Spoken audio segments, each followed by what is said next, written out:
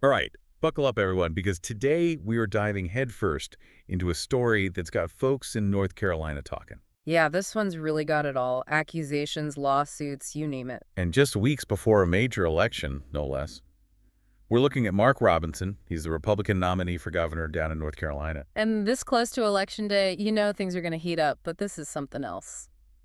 So for those who haven't heard, CNN dropped this bombshell report alleging Robinson made some really troubling comments online a while back. And, I mean, we're talking about accusations of racism here. Even alleged praise for Hitler. It's a lot.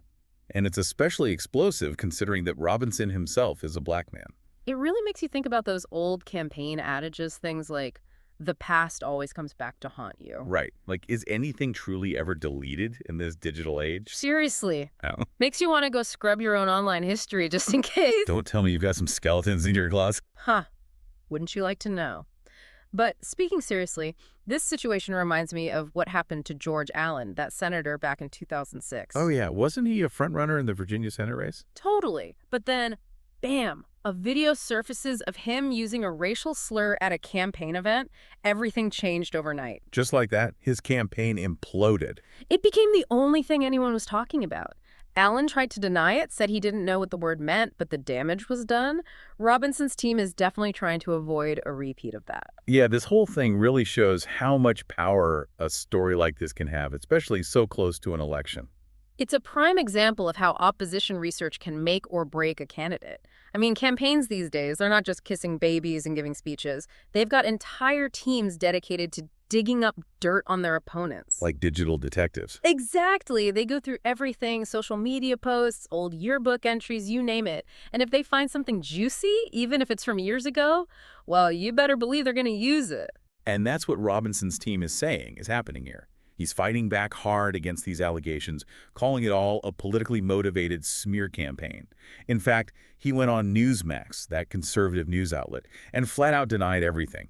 He even claimed that he's never even been on the website where these alleged comments were made. What's your take on that choice of platform? Seems kind of strategic to me. Oh, it's definitely strategic. Going on Newsmax, it allows Robinson to control the narrative, at least to a certain extent.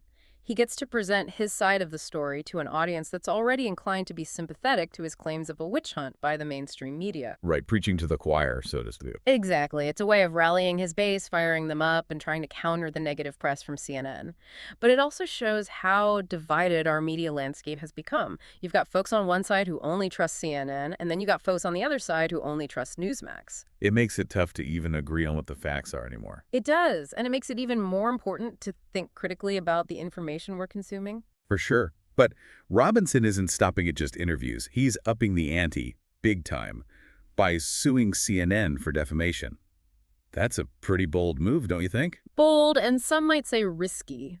Defamation lawsuits are notoriously difficult to win, especially for public figures like Robinson. What makes it so hard for public figures? Well, the bar is set really high. It's not enough to just prove that the information published was false or damaging. Robinson also has to prove that CNN acted with actual malice. Actual malice. What exactly does that mean? It means he's got to demonstrate that CNN knew the information about the comments was false when they published it, or at the very least, that they acted with reckless disregard for the truth, meaning they had serious doubts about the veracity of the claims, but went ahead and published them anyway. Wow, that's a pretty tough standard to meet. You bet it is. Think about the case of Sarah Palin, the former governor of Alaska. She sued the New York Times for defamation a few years back over an editorial they published. Didn't the Times end up issuing a correction on that one? They did. But even though they admitted to making some factual errors, Palin still lost her case because she couldn't prove that the Times acted with actual malice. The court ultimately decided that while the Times had gotten some things wrong, there wasn't enough evidence to show they had intentionally set out to defame her. So even with a correction issued, it's still incredibly tough to win these kinds of cases. Extremely tough. And that's why some folks are seeing Robinson's lawsuit against CNN as a bit of a gamble. How so? Well, if he loses, which is entirely possible, it could blow back on him big time. Like make him seem desperate. Totally. Voters might see it as a desperate attempt to salvage his campaign. Yeah. Or even worse, they might interpret it as him trying to silence his critics. And we've seen how that kind of thing can backfire on politicians in the past. So the stakes are pretty high all around. Uh-huh. It'll be interesting to see how this all plays out in court. No doubt, this could drag on for years, even after the election is over. It's wild. But despite this whole controversy, Robinson's campaign is saying that they're actually more energized than ever. They're even calling this whole thing a timed attack by his opponents. Classic political maneuvering, wouldn't you say? Totally. It seems like they're trying to spin this whole thing into a positive, rallying their base and painting Robinson as a victim of some kind of conspiracy. Precisely. And honestly, you see this kind of tactic all the time in politics, especially when you've got a close race, like this governor's race in North Carolina seems to be. It's a way of deflecting from the negative headlines and shifting the focus onto your opponents. And accusing your opponents of playing dirty is a pretty effective way to fire up your base, right? Makes them feel like they're fighting back against some shattering enemy. Absolutely. It plays into this whole us versus them mentality that we see so much of these days. It's honestly kind of exhausting. I hear you. It's enough to make you want to tune it all out sometimes. But this story, it's about more than just one politician or one news network, you know? It really highlights some of the bigger issues we're facing as a society. What do you mean? Well, for one thing, it shows how easily misinformation can spread like wildfire, especially online, and how tough it can be to sort fact from fiction these days. For sure, it's like we're constantly bombarded with information from all sides. Social media, cable news, podcasts. Everyone's got an opinion, and it can be hard to know who to trust. And that's exactly why it's so important to be critical thinkers.